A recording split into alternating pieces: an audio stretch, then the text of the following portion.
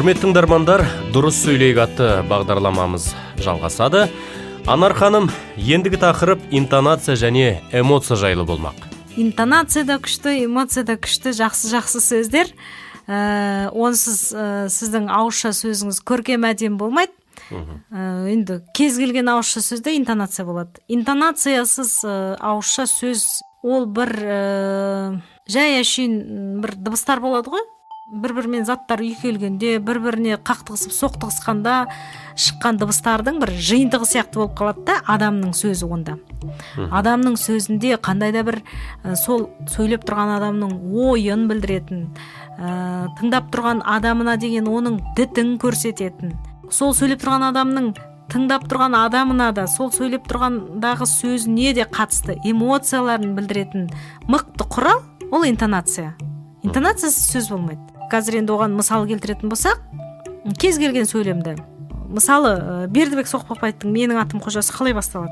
Атымды айта бастасам, тілім таңдайыма жабысып қалады деген сөйлемді мен қазір интонациясыз айтсам, атымды айта бастасам, тілім таңдайыма жабысып қалады десем, онда ешқандай сіз көп мағына түсінбейсіз. Егер мен оны өзіне тиесілі интонациямен оқысам, немесе өзім соған бір мазмұн беріп, сондай интонациямен оқысам, ол сізге кішкене әсерлі болып, кішкене емес, қатты әсерлі болып көрінеді. Атымды айта бастасам, тілім таңдайыма жабысып қалады десем, осындай.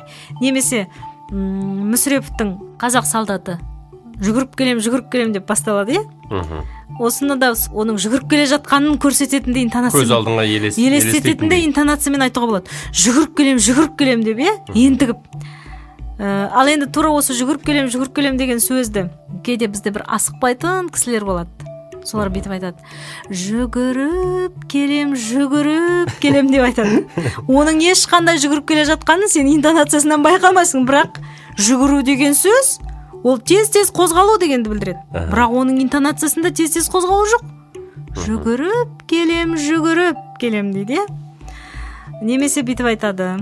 Қатты асықтым дейді. Ешқандай да асықпаған адам сияқты болды. Қатты асыққан адам қатты асықтым деп айтады. Қараңыз, мен осы сізге қазір осы сөздерді әртүрлі интонациямен айтып отырмын. Сіз олардың өзінің грамматикалық, лексикалық мазмұнынан бөлек мағыналарды түсініп отырсыз. Әсіресе театр актерларына көп қатысты. Интонациясы дұрыс айтылмаған мына жерде деп жатады кейде жаңағы осындай аудио, видео материалдарды жазу барысында. Соған қатысты ғой.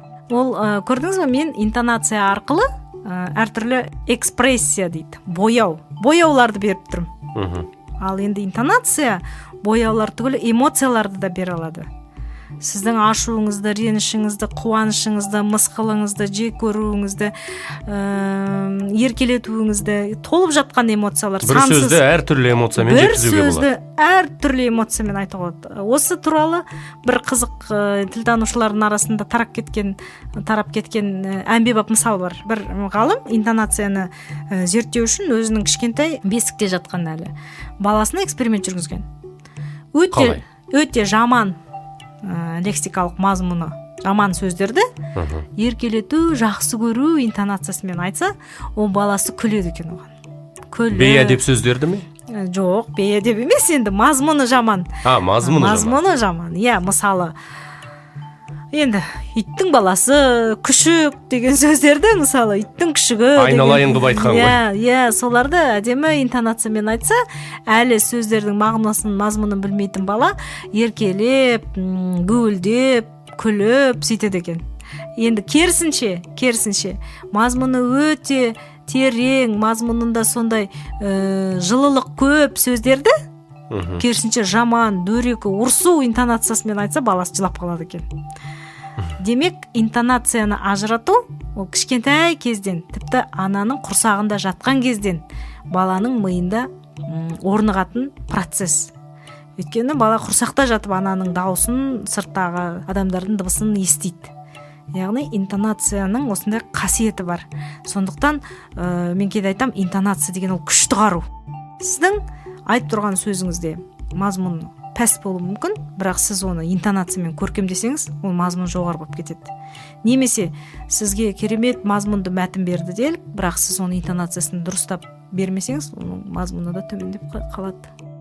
Түсінікті, көп рахмет Анар ханым. Құрметті тыңдармандар, алдағы сабақтарымызда бұдан да қызықты мәліметтерге қанық боласыздар.